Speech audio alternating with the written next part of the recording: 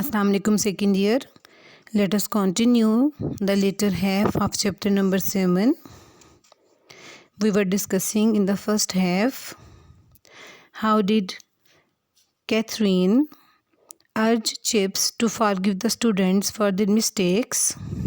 Let us continue, and it's upon page number 17 now. 17 now. Let's start.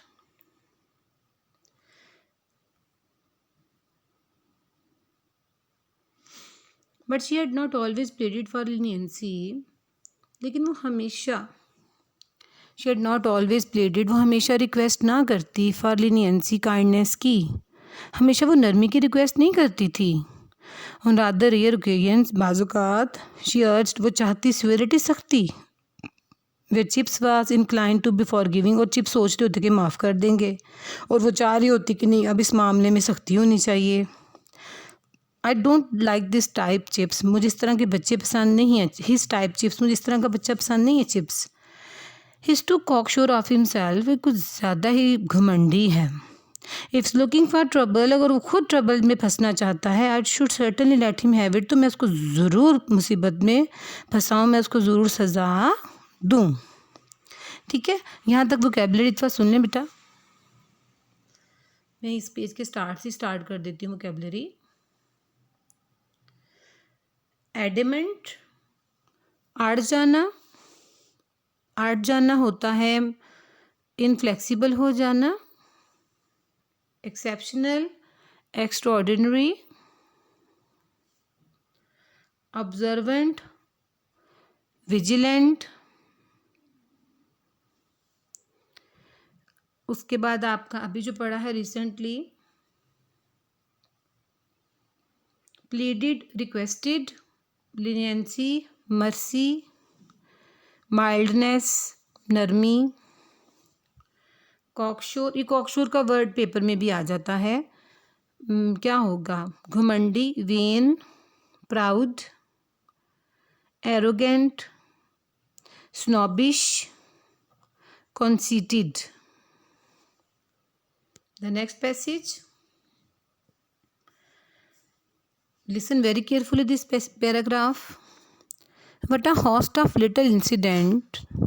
What a host कितना बड़ा हजूम of little incident छोटे छोटे वाक़यात का. All deep buried वो सारे वाक़यात दफन हो चुके थे. In the past माजी में. Problems वो मसाइल that had once been urgent जो बाजुकात बहुत ही अर्जेंट हुआ करते थे बहुत ज़रूरी हुआ करते थे. आर्ग्यूमेंट्स वो दलाइल that had once been keen जो बाजुकात बहुत ही पुरजोश हुआ करते थे. एनेक्डोट्स वो दास्तानें that were funny जो कि मज़ाहिया हुआ करती थी. ओनली बिकॉज सिर्फ इसलिए वन रिमेंबर द फन कि बंदा उनका मजाक याद करता रहता उनका मजाक याद करता रहता. Did any emotion really matter when the last trace of it had vanished from human memory? Did any emotion really matter? क्या उस जज्बे की कोई अहमियत रह जाती है? When it the last trace of it जब इसका आखिरी निशान had vanished from human memory इंसान की याद से चला नहीं जाता जब तक. क्या उस जज्बे की कोई अहमियत होती है जब तक उसका आखिरी निशान इंसानी यादाश्त से जाता नहीं है? And if that were so अगर तो ऐसा है but a crowd of emotions तो कितने ज़्यादा जज्बात कितने ज़्यादा एहसासात का हजूम क्लंग टू हिम उनके जहन में चिपक चुका था. As to the last home उनके वो जज्बात के आखिरी घर के तौर पे बिफोर इनहिलेशन ख़त्म होने से पहले. तो आपकी जो है वो जज्बात की अहमियत तब तक रहती है जब तक आप उनको याद करते हैं. जब आप उनको याद करना छोड़ देते हैं दे लूज देयर वैल्यू. अगर यही बात थी तो होस्ट ऑफ इमोशंस कितने ज़्यादा जज्बात जो थे वो ख़त्म होने से पहले नापैद होने से पहले चिप्स की मेमोरी में घर बना चुके थे और वो उनका आखिरी घर था वो वहाँ पे घर बना चुके थे. He must be kind to them वो अपनी इमोशंस पे बहुत मेहरबान था. वो उनके साथ बहुत ही सॉफ्ट था. वो अपने जज्बात के साथ बहुत ही सॉफ्ट था। Must treasure them in his mind, और उसने उनको अपने जहन में ख़जाने की तरह संभाल के रखा हुआ था। बिफोर देयर लॉन्ग स्लीप, उनके नापैद होने से पहले उसने उनको अपने जहन में संभाल के रखा हुआ था, like a treasure. That affairs of Archer's resignation, मिसाल के तौर पे आर्कर्स रेजिग्नेशन का वाक़या, आर्कर्स रेजिग्नेशन के मसले मसाइल। फॉर इंस्टेंस, मिसाल के तौर पे अक्वायर बिजनेस, वो भी बड़ा अजीब काम था। डेट वास, वो भी बड़ा अजीब सा काम था। And that affair about the rat, और वो जो चूहा the Dunster put in organ loft, जो डंस्टर ने ऑर्गन लॉफ्ट में डाल दिया। when when Ogilvy was taking choir practice, जब while old Ogilvy was taking choir practice, जब ओल्ड Ogilvy था वो choir practice करवा रहा था। मेमोरीज एंड मेमोरीज, एक वो वाक़या, वो जो आर्कर्स रेजिग्नेशन के वो जो मामला था वो, फिर बाद में वो वाला वाक़या कि डंस्टर जो स्टूडेंट था उसने क्या किया, पुट इन, डाल दिया, the organ loft. Organ loft होता है गैलरी इन चर्च, चर्च में गैलरी होती है for music organ, musical instruments के लिए। उसने क्या किया कि उस गैलरी में उसने चूहा छोड़ दिया। वाइल ओल्ड Ogilvy, जब बूढ़ा Ogilvy was taking choir practice, वो टीम की सूरत में सिंगिंग प्रैक्टिस करवा रहा था, एक वो वाक़या। Ogilvy was dead and Dunster drowned, Ogilvy तो अब तक मर चुका था और डंस्टर भी डूब चुका था जटलैंड के मुकाम पे। ऑफ अदर्स, बाकी लोग हुए विटनेस, जिन्होंने ये वाक़या देखा था, हर्ड ऑफ द इंसिडेंट, ये सुना था, प्रॉबेबली मोस्ट हैड फॉरगॉटन, भूल चुके होंगे अब तक तो। And it had been like that with other incidents for centuries, लेकिन चिप्स के माइंड में ये बाकी वाक़यात की तरह मौजूद था सदियों से।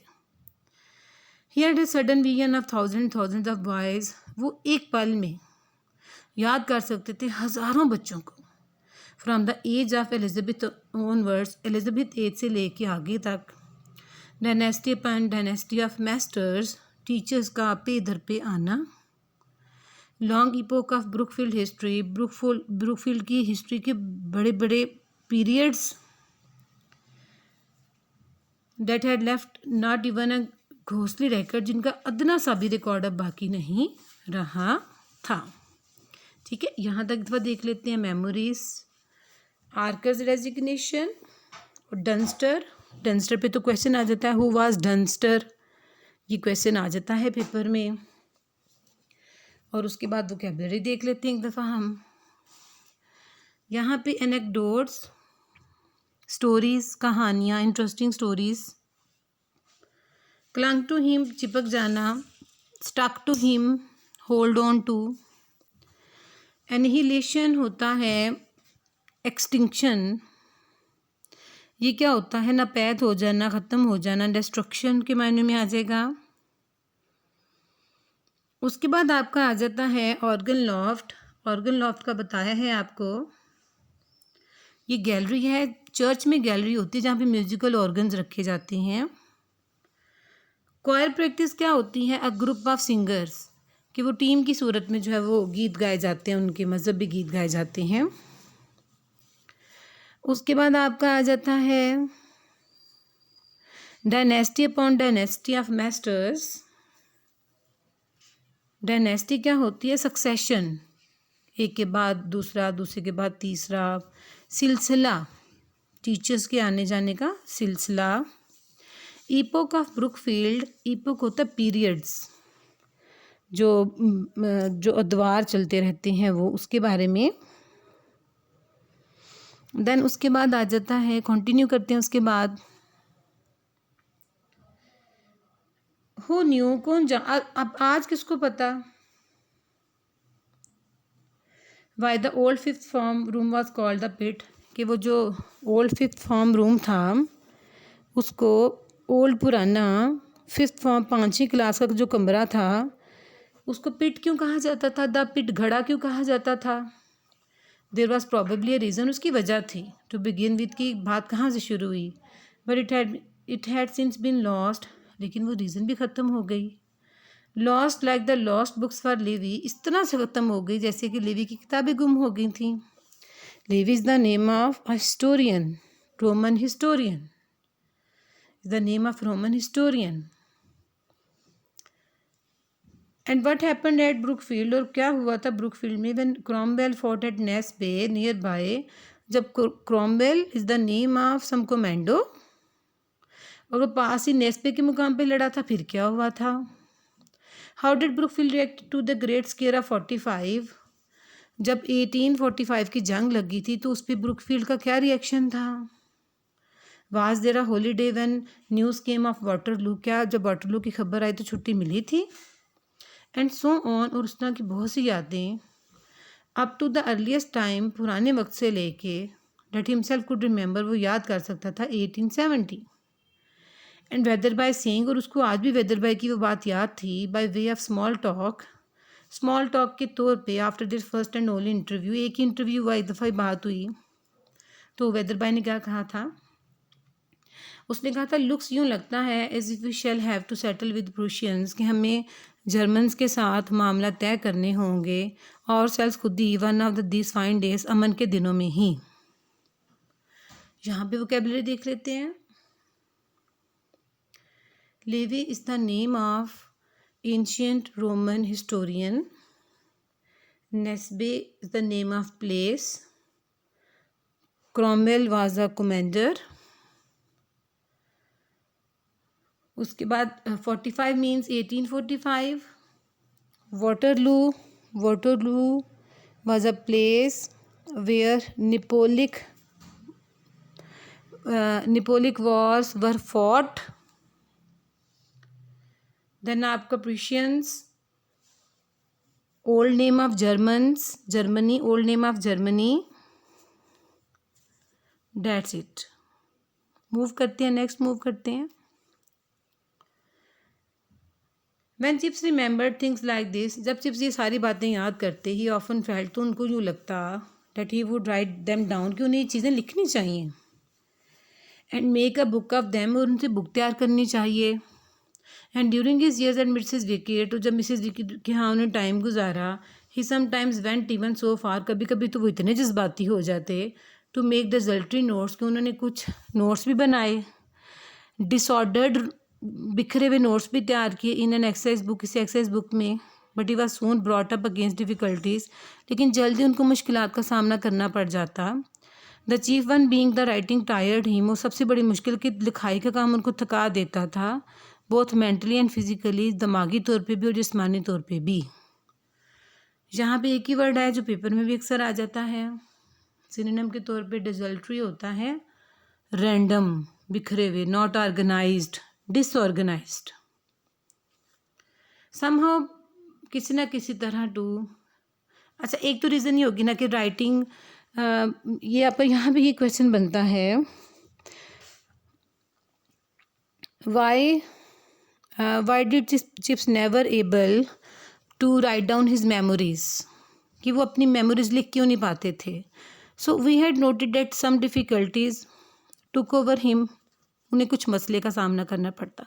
The first one was that writing work made him tired mentally and physically, and the second one somehow to his recollections, उनको कुछ ये लगता था कि जो उनकी यादें हैं लॉस्ट, खो देंगी, मच ऑफ देयर फ्लेवर, मज़ा, when they were written down, अगर उनको लिख लिया जाए। और एक उनको ये लगता था कि मैं इनको यादों को जो लिखूँगा तो जो मज़ा मुझे इन यादों को याद करने में आता है वो मेरे लिखने से पढ़ने वाले को मज़ा नहीं आएगा। द स्टोरी अबाउट रुस्टन, जैसे वो रुस्टन की कहानी थी, and the sack of potatoes for instance, और वो आलूओं की बोरी की कहानी। It would seem quite tame in print, लिखी हुई तो बड़ी ही नॉर्मल सी लगेगी, बट लॉर्ड उफ खुदाया how funny it had been, कितनी मज़ाहिया थी एट द टाइम जब ये वाक़या हुआ। It was funny to remember it, उसको याद करना भी मज़ाहिया था। तो perhaps you didn't remember Ruston, अगर आपको रुस्टन याद नहीं, वो वाक़या भी बहुत मज़ाहिया था, उसको याद करना भी मज़ाहिया था, लेकिन अगर उसको लिखा जाए it would be very very normal and ordinary incident. And who would anyway after all those years. और आज किसको पता रुस्टन का, आज तो किसी को याद भी नहीं है। It was such a time long time ago, इतना लंबा अर्सा पहले की बात है। Mrs Vicky, did you ever know a fellow name Ruston. और कभी चिप्स पूछा करते, मिसेस विकी आपको रुस्टन याद है। Before your time I dare say, मैं बताता चलूँ कि वो आपके आने से पहले वहाँ पे होता था। वेंट टू बर्मा इन सब गवर्नमेंट जॉब के सिलसिले में बाद में बर्मा चला गया था। और वाज इट बोर्नियो या पता नहीं बोर्नियो चला गया था। वेरी फनी फेलो रुस्टन, बड़ा मज़ाहिया शख्स था। सो यहाँ पे आपका क्वेश्चन बनेगा who was Ruston. And there he was, और वहाँ पे वो रहते थे, dreaming again before the fire, आग के पास बैठे ख्वाबों में खोए हुए, ड्रीमिंग ऑफ द टाइम्स, उस वक़्त की ख्वाबों में, इंसिडेंट्स और उन वाक़यात में, in which alone could take secret interest, जिनमें उनको खुद ही खुफिया से मज़ा आता रहता था। फ़नी एंड सैड, मज़ाहिया वाक़यात, सुरदा वाक़यात, कॉमिक एंड ट्रेजिक, कॉमिक होते कभी ट्रेजिक होते, they all mixed up in his mind, सारे वाक़यात उनके दिल जहन में मिक्स हो चुके थे। एंड सम डे, और कभी ना कभी, हाउएवर हार्ड इट प्रूव, जितना मर्जी मुश्किल हो जाए, तो वो सोचते क्या, he would sort them out, कि कभी वो उनको ऑर्गेनाइज करेंगे and make a book of them, और उनसे किताब तैयार करेंगे।